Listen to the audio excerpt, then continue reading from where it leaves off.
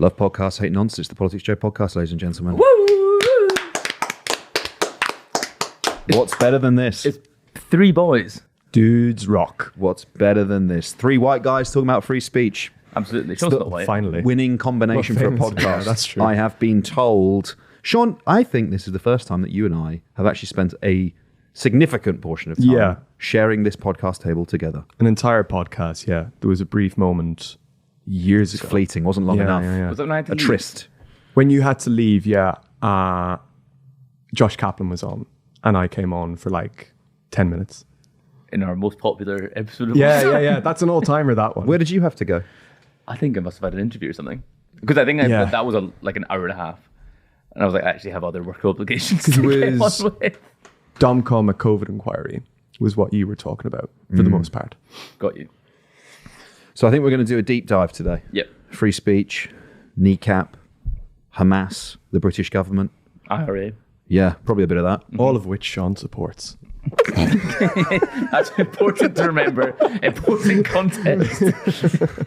That's why we got him on. Yeah, that is why he's here. Sean wrote those lines and they said they read them out. Well, he actually, this will all be dubbed in a British voice because the audience is allowed to hear him speak. We got the guy from the broadcasting ban. Ed, Ollie, it's great to have you here. it's great to be here. For the people that only listen to this, you're wearing a t-shirt. A t-shirt, it says "Go Jerry," as in Jerry Adams. Is that who your mom's named after? Yeah. Oh, it was. My grandparents had the foresight.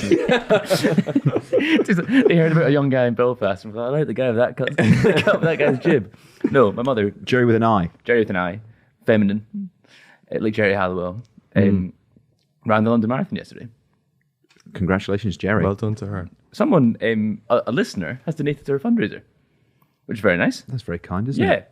How is the Thank you very much. fundraising going and for what organisation? She's raised almost $6,000 for Down Syndrome Scotland. Oh, that's Wow. punchy. Isn't that good? That's really punchy. It's a lot of money. I don't think I'd be able to raise $6,000. No, me neither. No. Me neither. No. So, no, really, really. What was her proud of time? her. 5 hours, 33 minutes. Strong. It was. Have you gone to watch the marathon before? One of my favourite things to do. Really? Go and watch the London Marathon. Yeah, absolutely. What was kind of making me laugh was the people who were doing a stunt or a gimmick, like people who were doing it like on one leg or like juggling.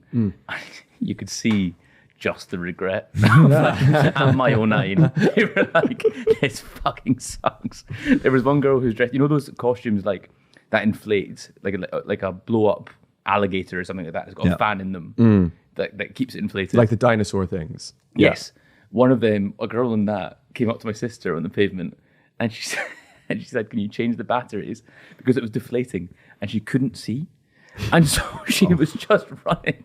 And my sister was like, are you all right? And she was like, I think you've made such a mistake. It was just like that bit in I Think You Should Leave when he's doing the prank show. Yeah. And he's got all the makeup on. He's like, I've got too much fucking stuff on me. That was this woman running the marathon. I saw a guy in a Big Ben costume. Yes. Who couldn't cross the finish line. That's good. Because it was hitting the top of that. How did he cross it in the end? Limbo? Limbo way, type of way, I think. 2 points, I would say.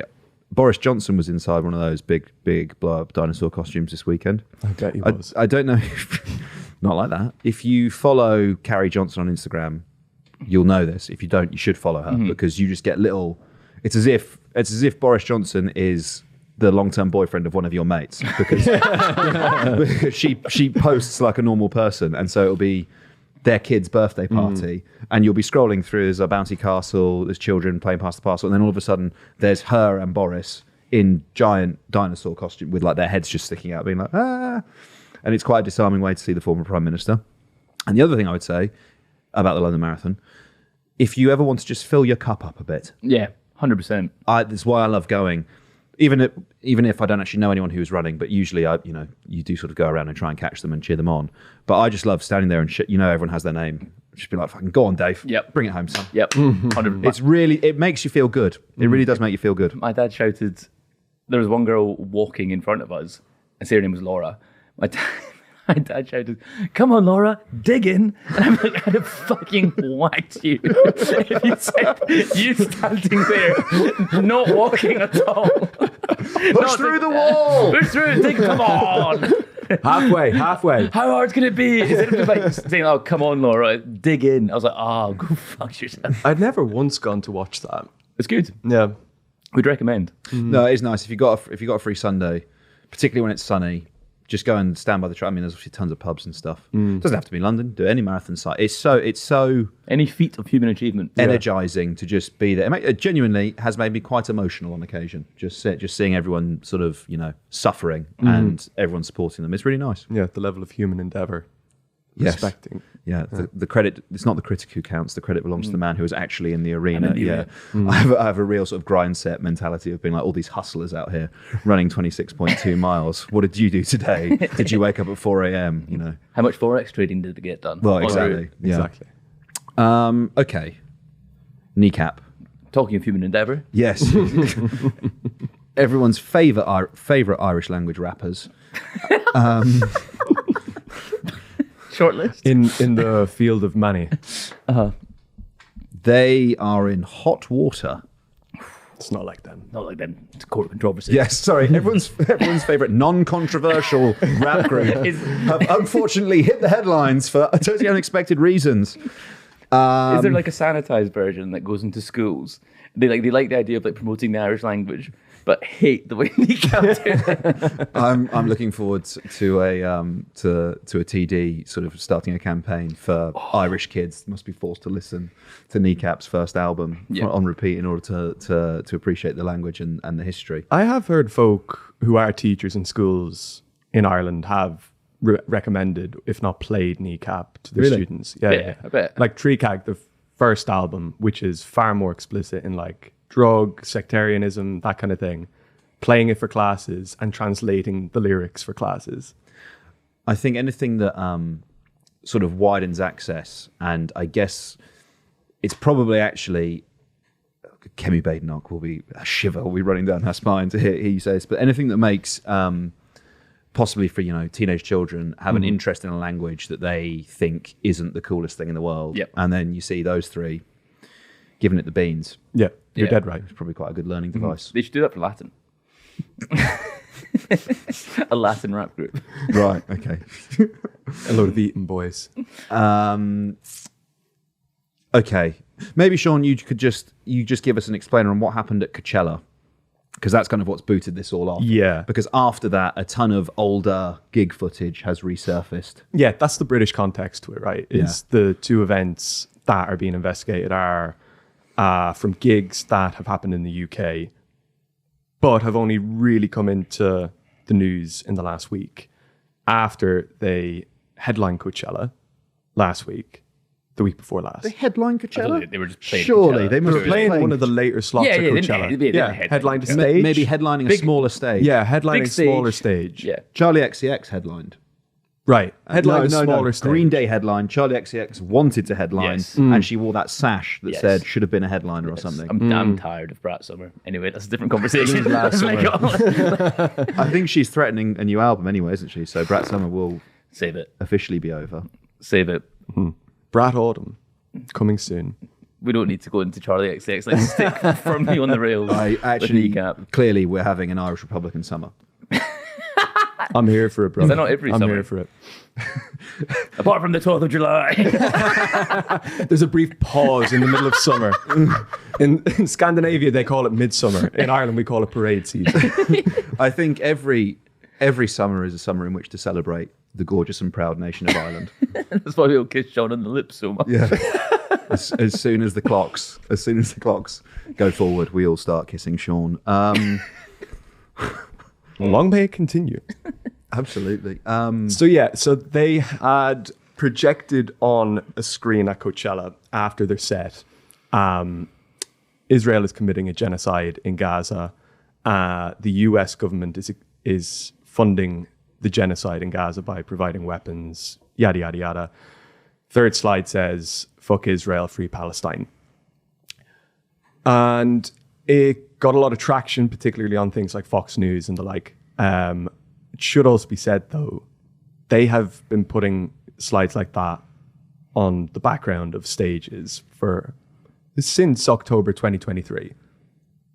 But it's the cultural spectacle, right, of Coachella. Of doing it at Coachella occupies a space in the American mind in the same way that Glastonbury kind of does here. And they're obsessed with the image of it as well. And I don't think, respectfully, that many Americans were paying attention to, Kneecap's tour around regional England. It is interesting, though. I can't remember after them doing at Glastonbury last year, there being a massive furore about it. No. About doing the exact same thing. It was US was changed for UK. So the exact same 3 slides were on with a different country. I would say as well, I'm sure you're going to say this anyway, Sean, but like the context, I think the sort of criticism of Israel in America versus certainly the UK and a lot of other European democracies, the balance of sort of argument is very heavily weighted in the States towards supporting Israel, right? And we will talk about this later, no doubt, but the sort of the black bagging of people that have been protesting the war, etc. You can kind of see that whilst anyone who has any sort of semblance of knowledge has ever been to, let's say, Belfast and seen the sort of the solidarity that is extended from the Republican community specifically towards the Palestinian people, would not be surprised to see would you say Republican sympathizing rap group expressing support for the Palestinian people. You would just kind of go those two things. Imagine my shock. But the Americans might be like, well, this is new. What does this mean? I mean, this is not, as an Irish person, it's not something that anyone is surprised about in Ireland. When you see a band such as them, or even Fontaines DC have been like it as well, Lankum have been like it, any big Irish band at the moment has been very explicit in their support for Palestine. And it is only when a non-Irish audience sees it that we're kind of exposed to this alternate reality to what we're used to at home. It's just kind of taken for granted that you are sympathizing with the Palestinian cause. Outside of October 7th, decades before that, Irish people have historically been pro-Palestine. But aside from that, what I found interesting with the Fox News stuff is how you look at it as a kind of, they're interrogating what is put on the stage, and they are reading out again and again and again. And they said the US government is explicitly providing weapons to the Israeli state that is conducting a genocide in Gaza. You're like, okay, where's the retort? Where's the nuance to your counter argument? And there isn't really one. It's always just reading what was said and then coming back to the final slide where it says, fuck Israel, free Palestine. And I think that's important as well when it comes to the history of Kneecap. Because for the longest time, in the UK anyway, when they started to gain traction in Britain, it was often the criticism levied at them that, well, all of your songs are anti-British songs. And again and again and again, they would have to qualify it and say, well, no, they're anti-British government songs. So it's never a question of the people of a country. It is the government of a country. And I think that's maybe what's still to come in the conversation with the American side of it, right? Is that I hadn't seen any of the commentators saying that it was the people of Israel that they were taking exception to. They had never qualified anything in that way. It was just, this sentence is egregious and anti-Semitic, and I'm not going to tell you why. I think, I'm sure our conversation is going to move to this as media spectacle. And, if you wanted to have that message played out over and over again across Fox News, CNN, MSNBC, you couldn't pay to get that level of exposure for that kind of message. I would be interested, Sean, actually, though, if you imagine someone with absolutely zero knowledge of the history of the liberation struggle in Ireland, and the connection to Palestine and Israel. So essentially, most Brits, if you could talk about that a little bit, because if you've been to Belfast, it's not just a case. Usually on the hills outside the city, 9 times out of 10, someone's written "Free Gaza" in like ginormous white letters. If you go down the Shank Hill, there's usually several Israeli flags all along there. But it is not. I think certain elements of the political factions over there have sort of essentially just co-opted that conflict along sectarian lines, and I have no doubt that a large part of it is they sympathise with the Palestinians, so here's a big fucking Israeli flag, deal with it. But I would be interested for you to talk a little bit about the sort of, I guess, common cause, the context around the two groups of people, and why it is that Republicans identify with the Palestinian people. Sure. So, shortly after the independence of Ireland, it always goes back. Are you familiar with the Black and Tans? Yeah. I've heard of them. Yeah. Have you? Yeah. Have you heard of the GPO? Right. Here we go. So in 1916, the Black and Tans, for listeners who don't know, were a police force in Ireland during the later stages of British occupation of Ireland, which were allowed to be quite lenient with the law when it came to the treatment of the population of Ireland. You are speaking like a British politician, talking about the Black and Tans. There are not many Irish people that listen to the podcast. I don't want to upset anybody. The Black and Tans were basically the force that were, they were in Ireland in the period after or during the First World War. Fair amount of extrajudicial killing of Irish civilians. Yes. Yeah. So fairly non-discriminate abuse of power by the Black and Tans at the time, all under the guise of kind of trying to smoke out the IRA. After independence, those guys were sent to Palestine to basically enforce the British mandate for Palestine. So in that sense, there is already one connection between the two. Both being battered by the Black and Tans. Both being battered by the Black and Tans. You also have the Balfour Declaration. Arthur Balfour was somebody who was quite vocally in support of the the ill treatment of Irish people at the hands of the Black and Tans. And kind of given rein to operate a similar system to what was operating in Ireland, in Palestine, when the mandate for Palestine was enacted. Fast forward, I'm skipping a couple of decades now. Famously quiet in the Middle East. Well, you asked me about Ireland. I can talk about Ireland. I did. Yeah, no, go on. You then have a lot of what you'll hear from, whether it's Kneecap or Irish people in general, will always be, we have a shared history and a shared struggle. Those two instances are one aspect of the shared history, shared struggle. When it comes to the nationalist community in Northern Ireland, their shared struggle is a lot more explicit and a lot more recent than someone from the Free State, like myself. In Northern Ireland, pre-Troubles, there was a system, and during the Troubles as well, there was a system of, some might describe it as apartheid in some way, where Catholics were systemically prevented from housing, from securing housing, public housing. And this was also the only means within which you could vote in Northern Ireland during those days.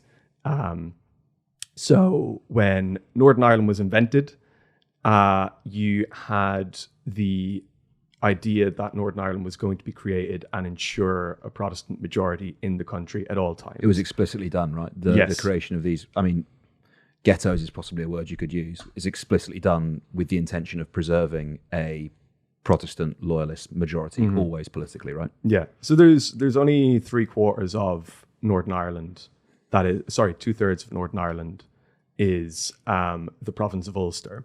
And it was initially planned that it would be the entire province of Ulster, but there was too high a concentration of Catholics in the 3 remaining counties of Ulster to warrant them to be involved in the establishment of Northern Ireland.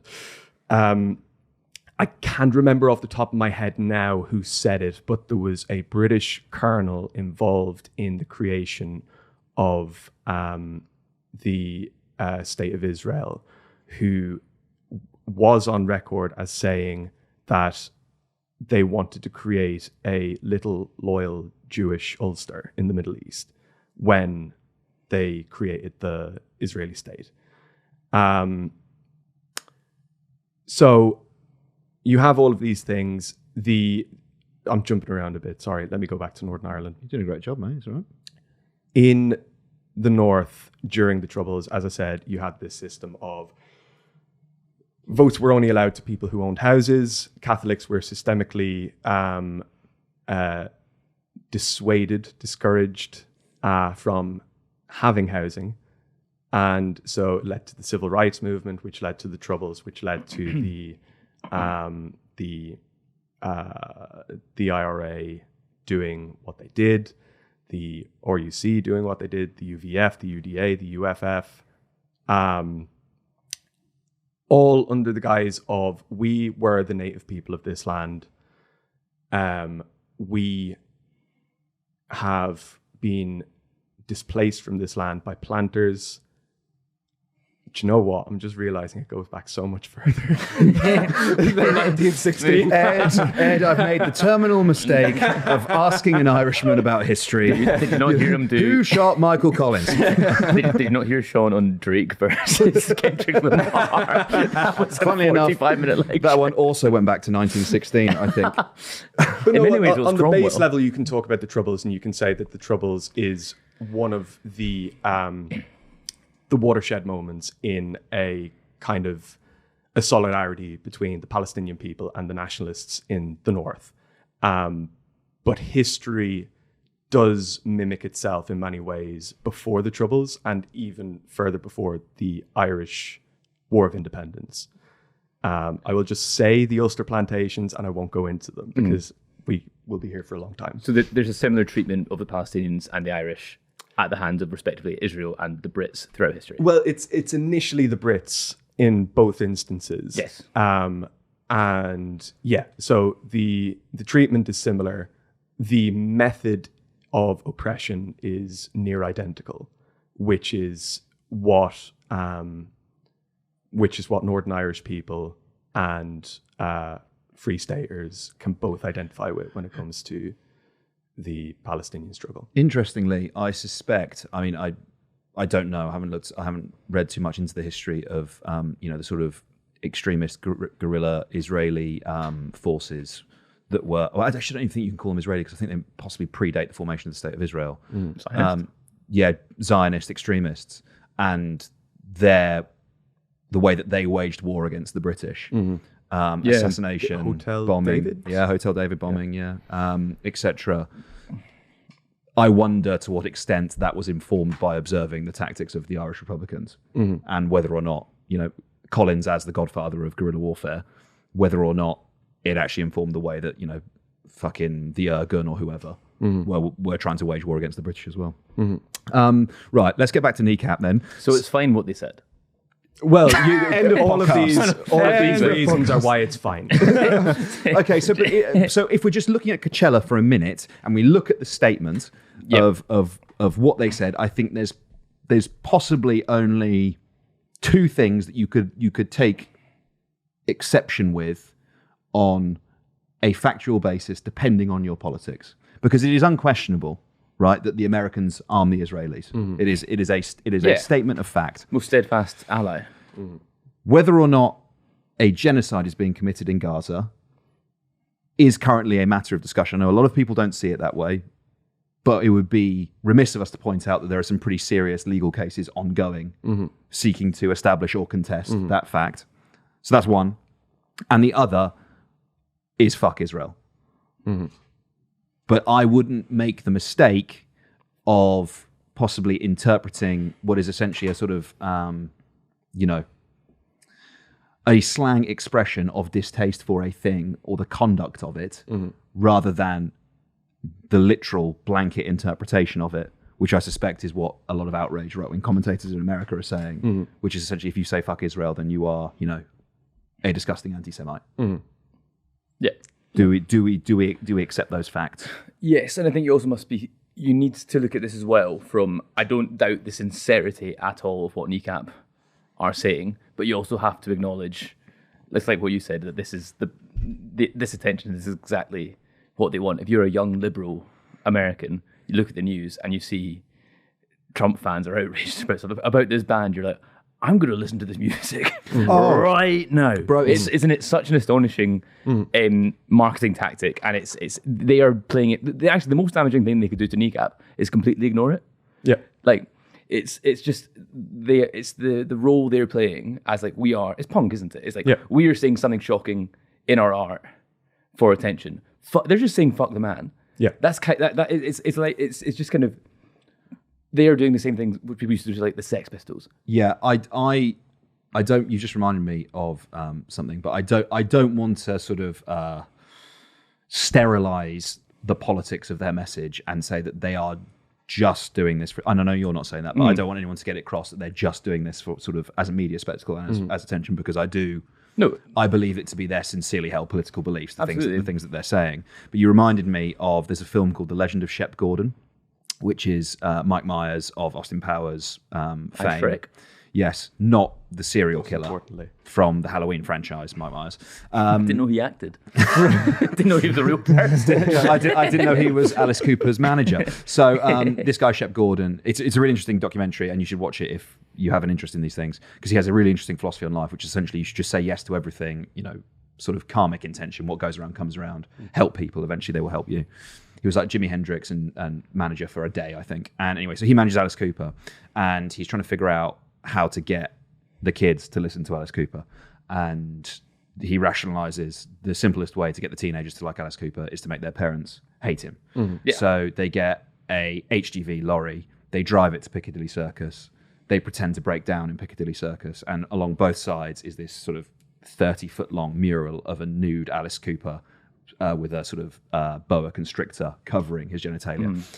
It makes the front page of all the newspapers. The parents are outraged, and all of a sudden the kids are like, well, this Alice Cooper guy sounds pretty neat, actually. I'm going to check him out. So it is not a novel tactic within sort of promotion and music to offend people in this way in order to expose people to your music and your message.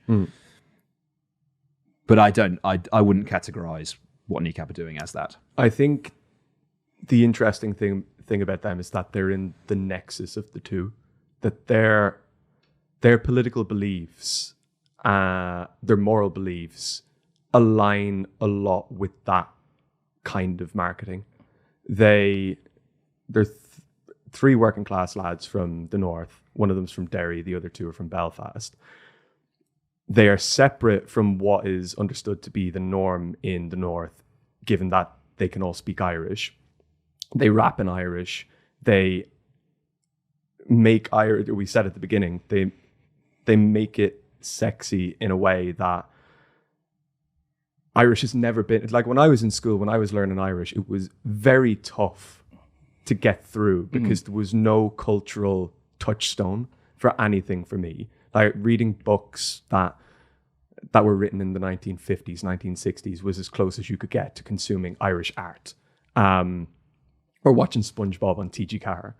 To have a band like this that are from a very historically politically volatile place, rapping about things that are relatable to teenagers is a very powerful political thing to do.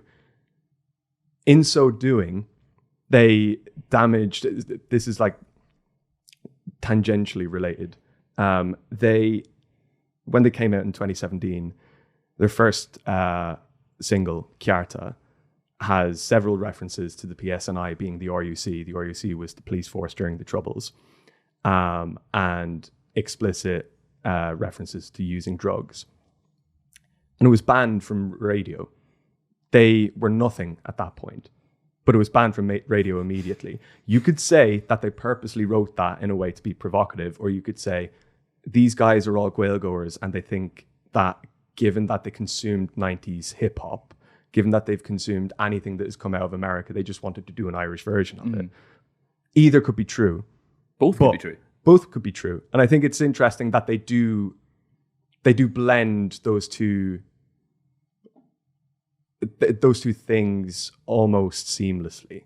Almost seamlessly. Like, well, like the poster they did of Boris Johnson and Arlene Foster on a rocket over a bonfire. Yeah.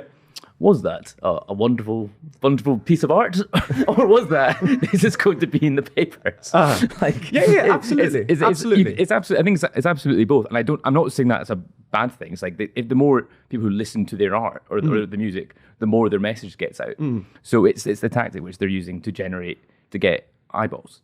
So since their performance at Coachella, with that message appearing on the screen, Sharon Osborne took issue with it. Sharon Osborne. Once that happens. Yeah, well, game over. Old lady doesn't like new things. The deep state comes for you, brother. Once the Sharon conch is sounded. See if you were like so conspiratorial minded, like you're like deep in the forums, like, oh, they've got Sharon. I knew Sharon Osborne is a freaking wizard. The Emperor has gone thumbs down. Yeah, bizarre. I mean, Sharon Osborne of Ozzy Osbourne of War Pigs. Yeah. That Sharon Osborne, right? She takes issue with it, and as a result, increased media attention, which we've already discussed, and that attention turns to previous Kneecap concerts, past gigs, where other inflammatory things have been said. What are those inflammatory things, Sean? End of 2023. Is that because you don't want to say them? You're handing Sean a poison chalice. He's going to be the one that's clipped of just saying the quote. We should just do that. We should only clip me saying these things. We should say, to be fair, we should all say them one at a time. The played in Kentish Town. I was actually at this gig. And you did nothing. I told you what they said. Yeah. They said, kill your local MP, and the only good Tory is a dead Tory. Now, they said this in November 2023, and it's now coming back as something that's being investigated by counter-terrorism police. They, in 2024, November 2024, they said, at the end of the gig, it seemed like anyway, somebody on stage seems to have said, up Hamas, up Hezbollah. I think Chucky Erlaw at the beginning of that as well. Also, one of them seems to be wearing a Hezbollah flag when somebody seems to be saying that on stage. Both of those things are being investigated at the moment by counter-terrorism police to see whether or not they warrant further investigation under the Terrorism Act. And the Kneecap have come out and claimed that this is all part of a larger smear campaign against them. Because... Sorry, they did something. What? What do you mean I said that? What do you mean I said that to the microphone? You smearing me? Did I say that on stage in front of thousands of people? Oh, you heard me. Oh, you were listening. Well, you know, there's an interesting the police point. state. Don't scare me. Oh, Be careful. Starmer's Britain. So there is an interesting part in their response. On the third line of their response, or sorry, the third slide of their response, which they posted on Instagram last week, they say that the people that go to the gigs and the people who are fans of theirs, when they hear things like this at a gig, they understand it to not mean this isn't verbatim what the statement says, but it is along the lines of, our fans know what our sentiment is. These things taken out of context can mean something different. Don't interpret them literally. Yes. because this wonderful metaphor. It's well, Joycean. we've all read haikus, there's a lot of meaning in 18 syllables, right? And yeah, When okay, there are only someone 2 says- words. There's 3 syllables there. When Same word someone twice. says up Hamas, there's a lot of nuance in that. When someone says "eat your landlord," are you then skipping meals for a couple of days to then?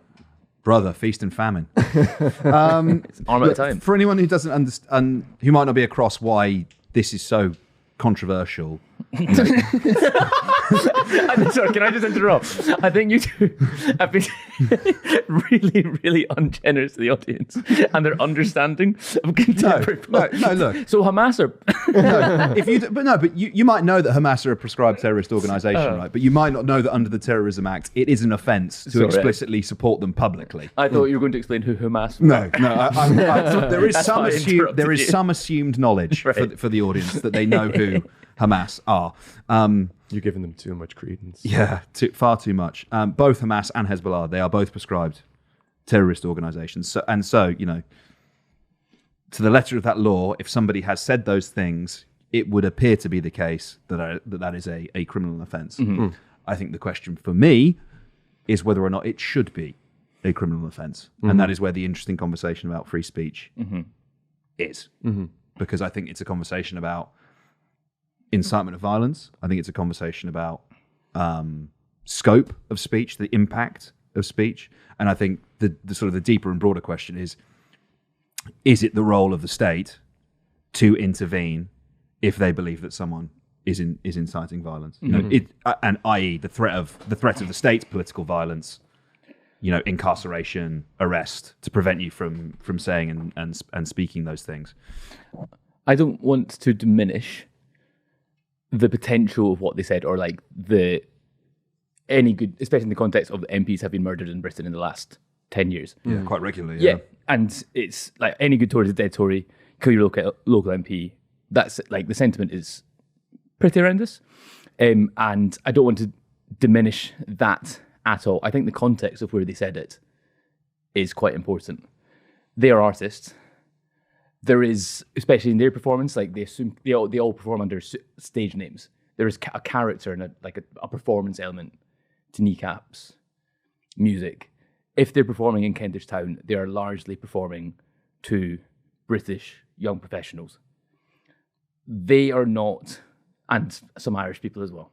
But if they're in London, but as you know, they are not performing to young jihadists, young members of the IRA. Even worse, Irish people. But having been to a couple of Kneecap gigs, I can say that albeit in the last couple of years, it is not as overtly Irish as it once was. I think I saw them first in 2019 or 2018, and there was not a single. Sorry, Ed, I want to say as well, I think you're looking at this all wrong. why? They're not jihadists yet. Sorry, but it'd be so different if this was in if this was in a secret camp in the hills, and they are saying "kill your local MP." Yeah. They are saying it to shock, to stun. It's like The one guy who actually agrees with it's been like, this is really public. I don't think we should be telling everybody else that this is the plan. Like, should we go somewhere quieter? Like, Guys, do you there need a are phones microphone here. to say that? if you're performing it in a venue that O2 owns, Yeah. like it is, and it leans into the best possible thing that can happen to them is Kevin Badenoch says that they should be banned. It's like you might find it distasteful. It doesn't necessarily mean they shouldn't be allowed to say it. So that for me, when I last had this conversation about free speech on this podcast, we were talking about the police and whether or not it's a police matter. We were talking about the race riots, right? And the stuff that people were saying on Facebook and what they were commenting, and whether or not we believed it to be a criminal offence. And my role, my position on this is, I think, the same. Or there are obviously differences, particularly in relation to the prescribed terrorist organisation, because it's just a letter of the law, and you can contest that, and you can think that actually, do you know what, public expression of support for one of these organisations shouldn't also fall under it. But the British government, I think, is probably always going to disagree with you on that point. But is it a matter for the police? You know, if they say, kill your local MP, do you take that as, do you just interpret it literally? Or do you take it within the context of these people are performing artists. They are countercultural, they're subversive, they're rebellious, and a remark like that can be taken as provocative, sitting firmly within their sort of worldview, but isn't a literal statement of go out and assassinate someone. And from very different sort of political streams of thought, I would look at some of the racist bile that those people were writing on Facebook and have since been given jail sentences for, and say that is morally disgusting. I find the speech reprehensible, and if someone was to say it in my vicinity, I would argue with them about it. But do I believe it to be a criminal offence that person has said that thing? I don't think I do. And I sort of view them, both of these issues, in that way. I think it's a sort of basic point of free speech. So Ollie's going to the next Kneecap gig, plugging into the sound system. Once they say something he doesn't disagree with, hang on a second, hold on. I disagree with that. I disagree with that statement. Boo! I have challenged DJ Provi to a debate multiple times for the last 3 years. He has yet to meet me in the marketplace of ideas. You're wearing a British balaclava. So, but like the point about prescribed terrorist organizations, I get. Such a good sentence. Yeah. They have been touring in the UK for 7 years, 8 years. Every time they've played a gig in the UK, one of them has the name DJ Provi, which is a play on the Provisional IRA, and wears a balaclava, which is meant to symbolize the uniform of the Provisional IRA. May not be glorifying a terrorist organization, but it's certainly very close to the bone. There has never at one point been an investigation into the points of view of these people when it comes to their views on the IRA or their views on anything of the sort. And so I wonder, like, if they went on stage dressed as the Provisional IRA, would there then be an investigation? Like, at what point? Like, why are the words said with heat is one thing that causes investigation, but the lyrics of their songs and the presentation of themselves has not warranted it. I think a lot of it is to do with the traction that has happened in America over the week, and then it's continued into this week. Because again, these things happened. One of them happened 5-6 months ago. The other one happened a year and a bit ago. Yeah. So why were they not? What's happened since is a very enterprising young right-wing journalist has just trolled back through. Yeah. And if I was working at the Daily Express, that's what I'd be doing. Spending my time doing. I wonder, if you're opposed to Kneecap, is it like, well, they are Irish, so this isn't surprising. Like, it's like you know their background, you know their politics. It's less. Is there more good faith extended to them there? But in Britain, politically, is expressing support for Hamas and Hezbollah so beyond the pale for us? Like, that's not mainstream in the slightest. Here, that's like that is a shocking thing to see. Arlene Foster and Boris Johnson being tied to a bonfire with a firework on them is quite a violent image as well. Well, yeah. I mean, that's not at the Lewis bonfire every year, you know, they ignite effigies of the political class, right? You know, but I do.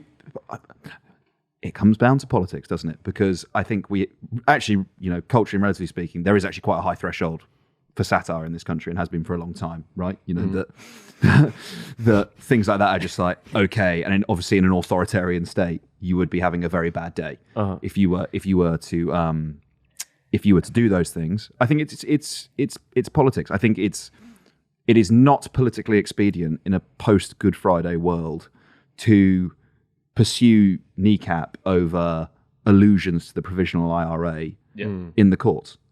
Particularly in I mean, you know, you have been talking about the gerrymandering of districts in Northern Ireland. One of the critical pieces of information that I have no doubt the British government is deeply worried about is demographic change, whereby Catholics are starting to form the majority in that country. And according to the same Good Friday Agreement, if a majority of people want to have a border poll, there's a border poll, right? And if that happens, there's a very real prospect of a united Ireland.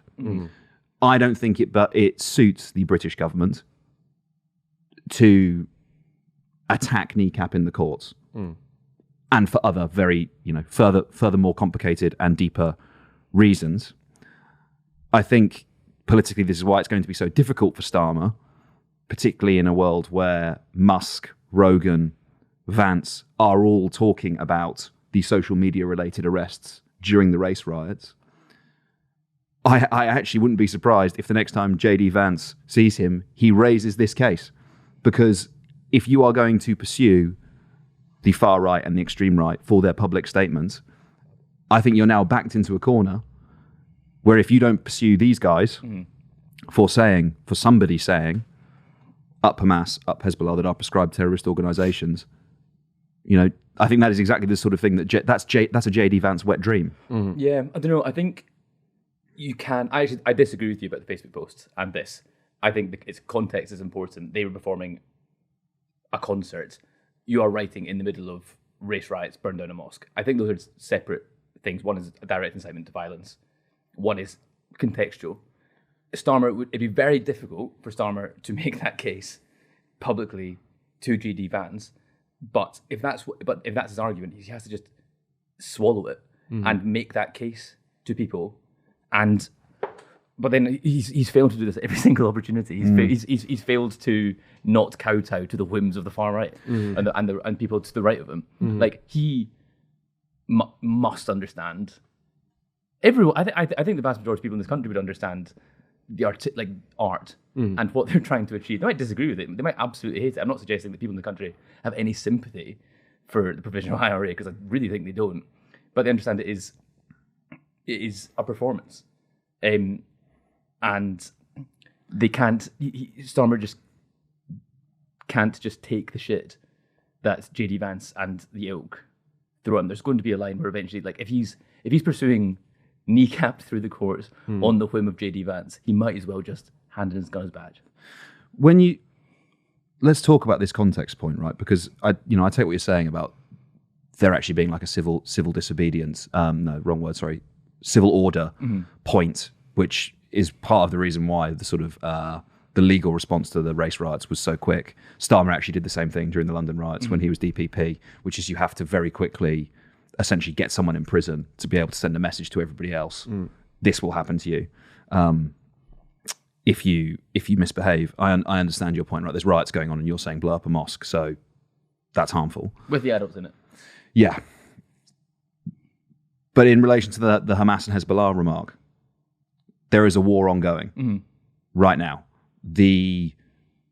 Probably the most high-profile instance that sort of your average person who consumes the news, the first thing they think of if you say the word Hamas is probably going to be October 7th and the massacre of civilians that occurred on it. So when you say up Hamas, it is within that context. Like I actually think that there's probably more similarity between the two than you're giving credit for. I think it is a stretch to suggest that this is suggesting you go and join Hamas and Hezbollah or carry out actions on their behalf. That's where I think the difference is. I think it's non-specific, and it's impossible to prove either way. Like they haven't said on stage, we support the endeavor of Hezbollah to move southwards into Israel. We support a second October 7th. Whatever they meant, they didn't say anything that was encouraging explicitly any sort of violence. But I don't think that when someone said up Hamas, up Hezbollah, they weren't saying we support the workers in the Gaza-run health ministry. we support the Hezbollah-run banks of Lebanon. Like that's not what they're saying, though, is it? No, it's not. But then, well, stinks. I don't know. it's But again, to your point earlier on, like it isn't. They're not speaking to a room of jihadists or the Hamas youth. They're not. They're speaking to people who live and work in London or Liverpool or Manchester that are just going for a good time. Everyone gets a bit riled up and everyone starts chanting whatever is said by anybody in the crowd. They are very, very politically charged shows. Outside of the material of some of their songs, as an Irish person, the fact that you can go to a gig and sing words in Irish in the UK is quite a radical act. Yeah. And everything else involved in that matches what is perceived as radicalism by the observer of the show. And so it is a very emotional experience to go to one of those shows. And the performers are not immune to that that kind of charge and that adrenaline that comes with it, you know. So they're not speaking to people who are necessarily receptive to the causes of Hezbollah or Hamas, or maybe they are, nobody knows. There might be somebody in the crowd that is. But whether that's the intention of the performer is a very different thing. I'm going to be very cynical about Kneecap now. Just warning you all. if you were to criticize Kneecap, you could say they have taken on the imagery and affectations of the IRA to gain, because it's shocking support. It might not actually match up with their convictions. And that is why what they kind of do is toothless. That's what someone who's criticized Kneecap would say. That's not my opinion. If these were all ex-members of the Provisional IRA, their concerts would be very different.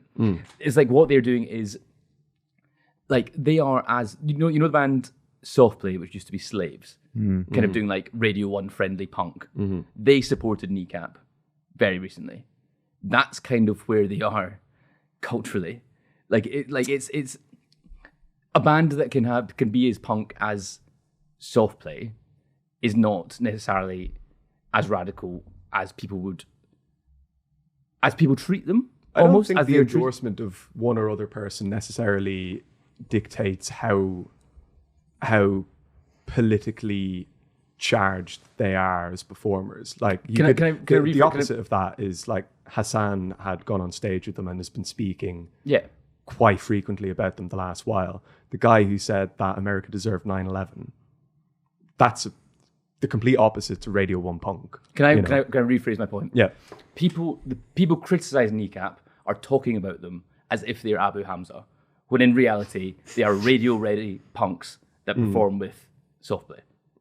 Like, they're being treated as a much bigger, more radical organization than they actually are. They are suggesting, they seem to suggesting that Kneecap are radicalizing young people into committing both jihad and acts of radical violence on behalf of Irish Republicans, when in reality they are making Irish rap. And it's to Kneecap's benefit that people are talking about them in this way, because it makes them seem edgier and sexier than they actually are.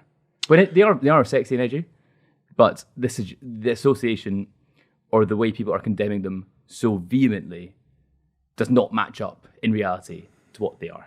I think I understand your point, but I don't agree with your characterization of them as sort of radio ready, right? I think they are, as Sean has said, the act of creating music. And I mean, if I was to ask Sean about this, he'd spend half an hour fucking talking about it.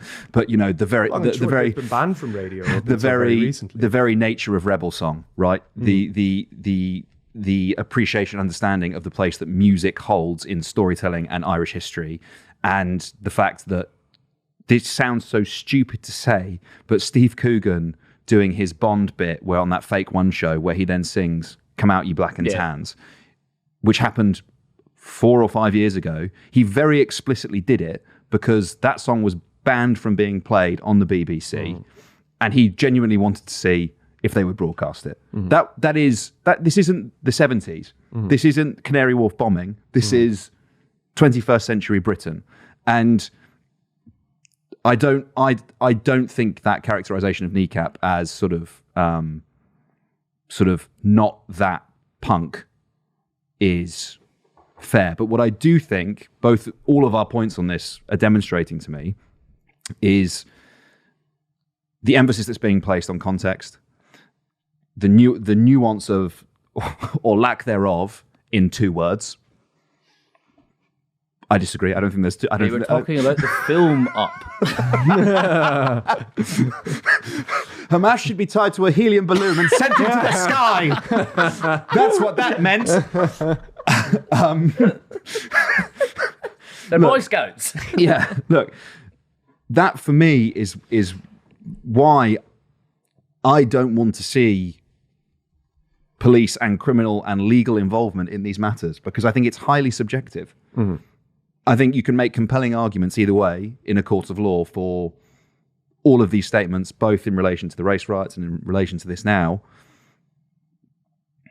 And I just think it's so open to interpretation that outside of sort of the explicit incitement of violence with an immediate threat to public order or somebody else's life, I'm very hesitant about and even then I think you can still make arguments about whether or not that should be criminalised. Probably fall down on the balance of probabilities that yes, it should be. That for me is the strongest argument for saying, actually, do you know what? I don't think the police should be involved in these free speech conversations. Mm-hmm. I think another thing... Sorry, dude, I need to be done. Do you? Do you? Yeah. I had to call it too. so when we were talking about the Balfour Declaration, okay then. Yeah, look, we should probably wrap. How long have we been rolling for, boys? Yeah, I mean that's enough, isn't it? And we could have done free speech in the States. We've missed a lot. Zelensky and Trump at the Vatican. The local election forecast. Oh well, so much to look forward to. All things that will be coming to you on future episodes of the PoliticsJOE podcast. Sean, what a banger to pop my podcast cherry with you on. Thank you. It was a pleasure for me as well. Yeah, I think it was ugly. Didn't enjoy watching. Would rather not. We enjoyed doing it. Would rather not have been in the room for that one. He'll retreat back to the gallery, and that will be the last we see of him. Ed, a pleasure as always. Well done to your mum. Well done, Mum. Go, Jerry, go. Jerry Adams Campbell. Campbell. Nearly. Jerry Adams Campbell. Yep. Thanks very much for listening. We'll see you on the next one. Bye-bye. Bye-bye.